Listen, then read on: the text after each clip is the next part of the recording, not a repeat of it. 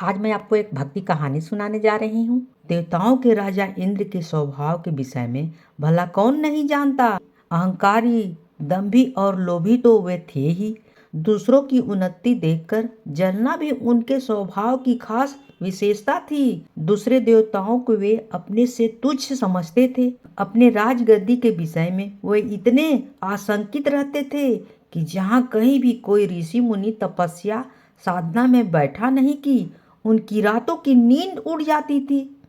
हमेशा सोचते रहते थे कि कहीं कोई साधक भगवान विष्णु को खुश करके उनसे उनका इंद्रासन न मांग ले।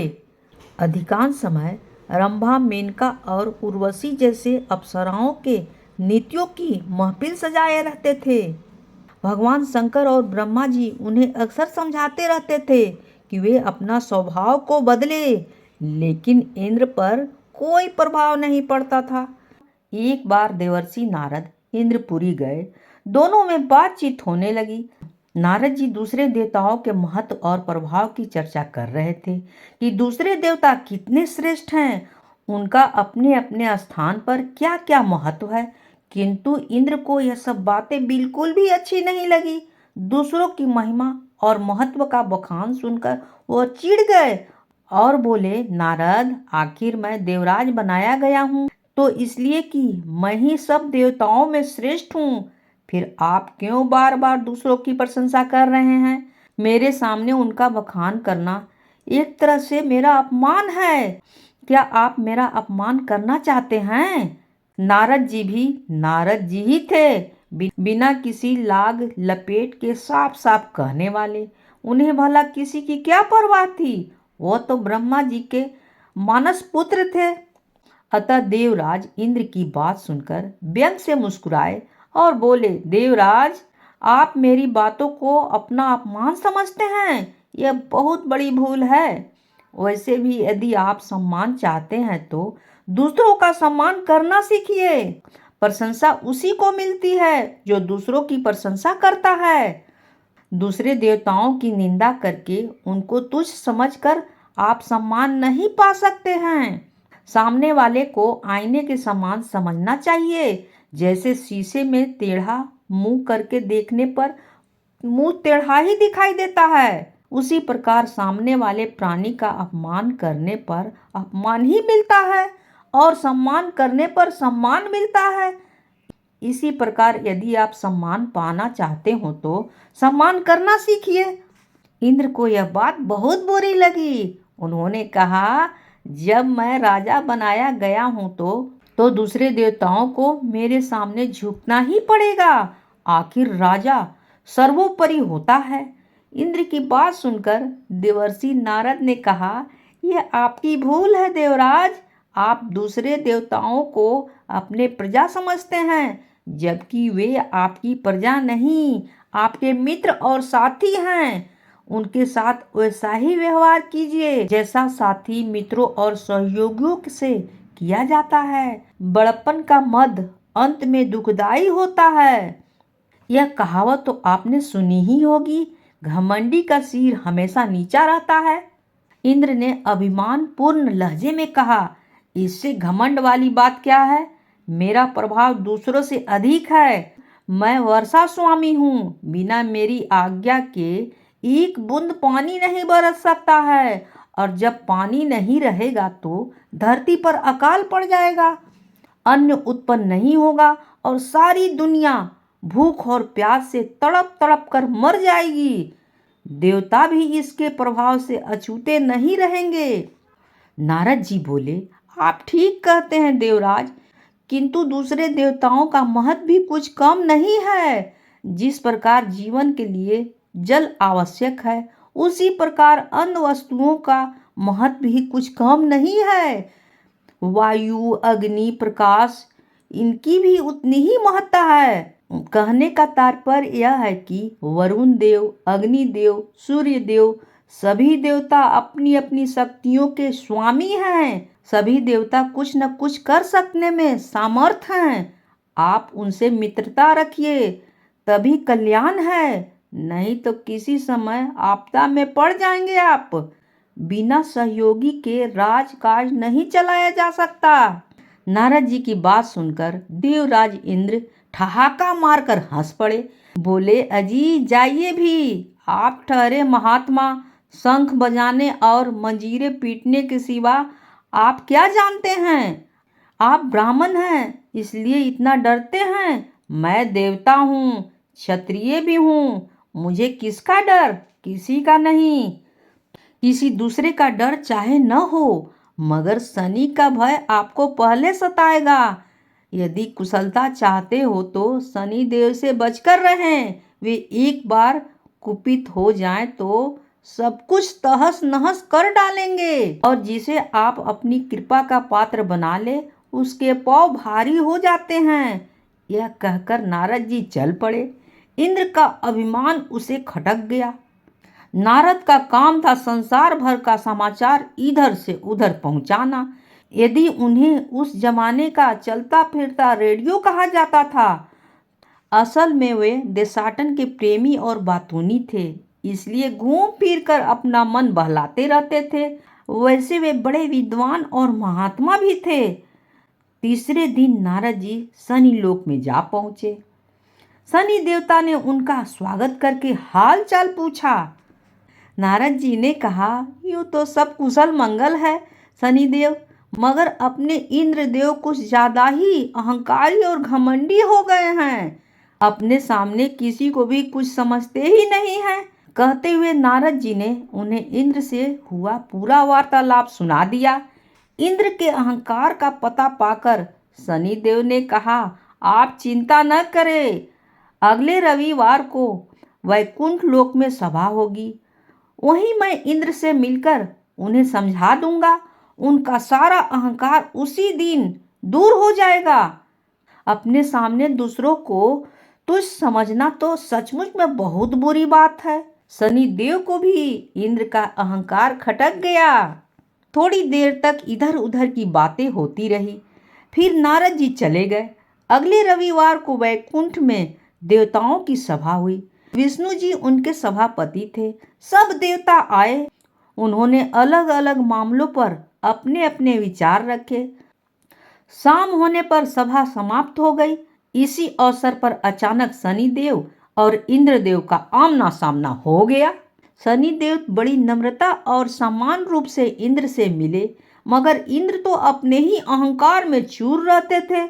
शनिदेव को देखते ही उन्हें नारद जी की बात याद आ गई कि शनि से बचकर रहना। बस उस बात की याद आते ही इंद्र का अहंकार जाग उठा और बिना किसी भूमिका के उन्होंने शनिदेव से कहा, शनिदेव जी, सुना है आप किसी का कुछ भी कर सकते हैं, लेकिन मैं आपसे नहीं डरता हूँ। मैं देवराज हूँ, हर बात से आपसे बड़ा हूँ, आप मेरा कुछ भी नहीं बिगाड़ सकते हैं। शनिदेव को इंद्र के बातचीत का ढंग खटका, फिर भी उन्होंने अपने को संभाल कर कहा, मैंने तो आपसे ऐसा कुछ भी नहीं कहा देवराज, जो आप इस प्रकार का रूखा व्यवहार मेरे साथ कर रहे हैं। फिर भी समय पर देखा जाएगा कि कौन कितने पानी में है। अभी से मैं क्या कहूँ? समय पर क्या, अभी दिखाइए ना, वह समय आप ही बुला लीजिए। मैं आपका सामर्थ्य देखना चाहता हूँ। इंद्रदेव अकड़कर मानो व्यर्थ का झगड़ा मोल लेने की ठान बैठे हो। किसी ने सच ही कहा है, विनाश काले विपरीत बुद्धि, अर्थात जब किसी पर बुरा वक्त आना होता है तो उसकी बुद्धि खराब हो जाती है। वह उल्टे सीधे काम करके स्वयं को मुसीबत और कठिनाइयों में ढकेलने की चेष्टा करता रहता है। यह सुनकर शनि देव बोले, आप बड़े अहंकारी हैं देवराज, और आप दूसरों को धमकाया करते हैं, लेकिन मैं फिर भी कहता हूँ, इंद्र आपसे नहीं डरते हैं, मैं आपसे नहीं डरता। इंद्र की बात सुनकर शनिदेव को क्रोध आ गया। उन्होंने गंभीर स्वर में कहा, देवराज, मैं आपसे विरोध नहीं बढ़ाना चाहता, फिर भी यदि आप अहंकार में चूर होकर दूसरों को अपमानित करना चाहते हैं तो सुन लीजिए, कल आपको मेरा भय सताएगा, यहाँ तक कि आप खाना पीना तक भूल जाएंगे। हो सके तो कल मेरी पकड़ से बचने का उपाय कीजिएगा। यह कहकर शनिदेव तेजी से एक ओर चले गए। इंद्र ने फिर उसी तरह अपमान भरी हंसी हंसकर कहा, मैं भी देखता हूँ कि आप भी कितने पानी में हैं। इसी प्रकार बड़बड़ाते हुए वह इंद्रलोक की ओर प्रस्थान कर गए। उस रात इंद्र को बड़ा भयानक स्वप्न दिखाई दिया, जैसे कोई काला कलूटा विकराल दैत्य मुंह फैलाए उन्हें निगल जाना चाहता हो। सवेरे नींद से उठकर उन्होंने सोचा, उस भयानक स्वप्न का क्या अर्थ हो सकता है। क्या पता कि यह शनि की ही कोई करतूत हो। अवश्य वो आज मुझे कोई चोट पहुंचाने की चेष्टा कर सकता है। इसलिए मुझे किसी ऐसी जगह छिप जाना चाहिए जहां वो मुझे ढूंढ न सके। ऐसा विचार कर उन्होंने झटपट कपड़े बदलकर भिखारी का वेश बनाया और जंगल की ओर निकल गए। किसी को इस बात की भनक न पड़ने दी कि वह किस उद्देश्य से कहाँ और क्यों जा रहे हैं।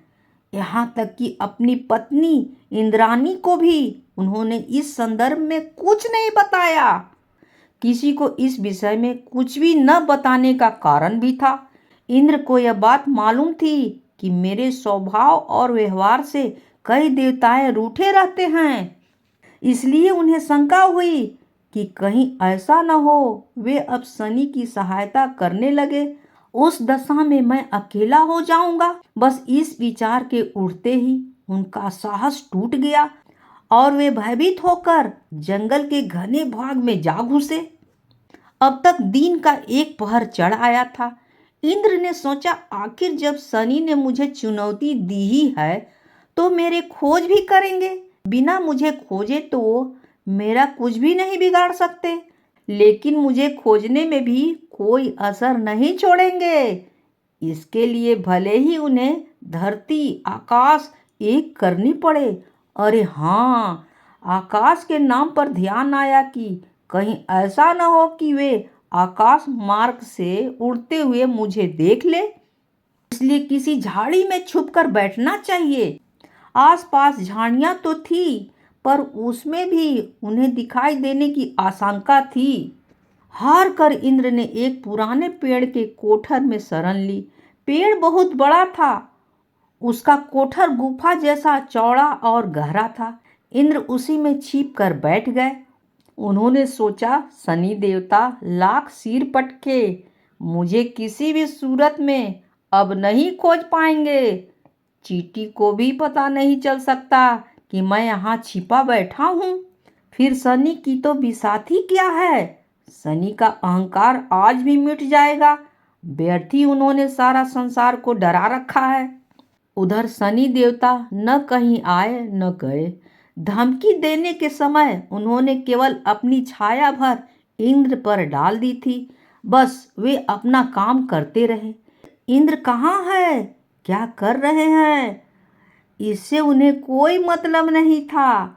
उन्हें अपनी शक्ति पर विश्वास था। वे जानते थे कि इंद्र चाहे जहाँ जाए मेरी छाया अपना प्रभाव अवश्य डालेगी। और ऐसा ही हो रहा था। शनि के बिना कुछ किए ही इंद्र की शांति भंग हो चुकी थी। अपनी सुरक्षा के चक्कर में खाना तो क्या, उन्हें पानी पीने तक की सुध नहीं थी। बात केवल दिन भर की थी। जब सूरज डूब गया और रात आने लगी, तब इंद्र कोठर से बाहर निकले। चौकन्नी निगाहों से इधर उधर देखा, कहीं कोई नहीं था। समझ गए कि यहाँ तो शनिचर देव आए ही नहीं हैं, और अगर आए भी होंगे तो थक हार कर लौट गए होंगे। आखिर मुझे खोजना इतना आसान कहाँ था। मेरी गंध तो हवा तक को नहीं मिली। शनि की क्या गिनती है। यही सब सोचते हुए इंद्र मनी मन खुश हो रहे थे, और होते भी क्यों नहीं। अपनी समझ के अनुसार तो उन्होंने शनि देव को धोखा दे दिया था। अब तो उन्हें उस क्षण का इंतजार था कि कब शनि देव से भेंट होए और वहां जाएं और वहां उन्हें अपमानित करे, उनका उपहास उड़ाए। अंधेरा बढ़ता जा रहा था। इंद्र ने अंगड़ाइयां लेकर देह को एक झटका दिया और जल्दी जल्दी अपने इंद्रलोक की ओर चल दिए। दूसरे दिन सुबह ही उनका सामना शनिदेव से हो गया। शनिदेव उन्हें देखकर अर्थपूर्ण मुद्रा में मुस्कुराए।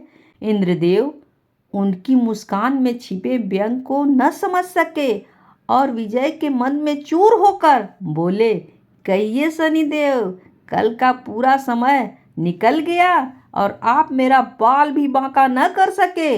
अब तो कोई संदेह नहीं है कि मेरी शक्ति आपसे अधिक है। इंद्र की बात सुनकर शनिदेव ठहाका मारकर हंस पड़े। उनको इस प्रकार हंसते देखकर इंद्रदेव झुंझला उठे और कुढ़कर बोले, आपको हंसी आ रही है, लेकिन आपकी जगह पर कोई दूसरा होता तो शर्म के मारे मुंह छुपा लेता। आपने कल बड़े ताव से मुझे पकड़ लेने की चुनौती दी थी, लेकिन पकड़ना तो दूर, आप मुझे छू भी नहीं सके। क्या यही आपका सामर्थ्य है? इसी बल पर आप फूले फूले फिरते रहते हैं। नारद जैसे लोगों ने आपको बेवजह सिर पर चढ़ा रखा है और वही आपका नाम लेकर दूसरों को डराता रहता है। आप में कितना बल है यह मैं देख चुका हूँ। शनिदेव ने हंसते हुए कहा, आप जैसे बुद्धिमान को कौन समझाए। आप हारे और मैं जीता, फिर भी आप मुझे धिक्कार रहे हैं। जाकर किसी को भी यह सारी घटना सुनाइए, तब पता चलेगा आप कितने बुद्धिमान और साहसी हैं। इंद्र ने आंखें निकालकर पूछा, क्या कहा? मैं हार गया हूँ? कैसे? आप अपनी विजय का प्रमाण तो दीजिए। खाली कह देने से क्या होता है? इस प्रकार तो मैं भी कह सकता हूँ कि विजय मेरी हुई है। कल का पूरा दिन निकल गया, आखिर क्या बिगाड़े आप मेरा? आप मेरा बाल भी बांका नहीं कर सके। पूरी तरह स्वस्थ और निश्चिंत आपके सामने खड़ा हूँ मैं। अगर ऐसी बात है तो सुनो, मेरे द्वारा कहे गए बात पर गौर करो। शनिदेव ने कहा, मैंने कहा था ना कि कल आप खाना पीना भूल जाएंगे। वही बात हुई। आप मेरे भय से पेड़ के कोठन में छुप रहे थे। दिन भर न खाया न पिया। आपने मारे भय के बाहर झांका तक नहीं। यह मेरी ही तो छाया का प्रभाव था जो मैंने आप पर उसी समय डाल दी थी जब परसों हमारी भेंट हुई थी। मुझ में इतनी शक्ति है कि स्वयं न जाकर अपनी छाया से ही किसी को पकड़ लेता हूँ। उसी छाया के प्रभाव से आप डर कर भागे और दिन भर बिना कुछ खाए पिए कोठर में छिपे रहे। जिसे आप अपनी बुद्धिमानी समझते हैं वो मेरा भय था, और क्या था। यदि भय न होता तो राजभवन छोड़कर कोठर में जाकर छिपने की क्या कारण था? अरे, भय के मारे तो आपने अपनी पत्नी इंद्राणी को भी कुछ नहीं बताया। जरा सोचिए कि जब मेरी छाया ने ही कातूहल दिखा दिया, यदि मैं प्रत्यक्ष रूप से कुपित हो जाता तो क्या होता। शनिदेव की बात सुनकर इंद्र का सिर नीचा हो गया। हाथ जोड़कर बोले, मेरा अहंकार दूर हो गया।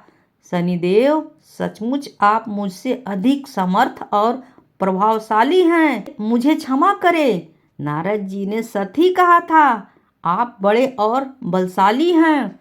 शनि देवता ने इंद्र देवता को गले से लगा लिया और बोले, महाराज इंद्र, घमंडी का सिर हमेशा नीचा होता है। इंसान हो या देव, उसे कभी घमंड नहीं करनी चाहिए, समझे। अगर कहानी अच्छी लगी हो तो प्लीज़ लाइक शेयर और सब्सक्राइब ज़रूर करिएगा। कहानी होती है समाप्त।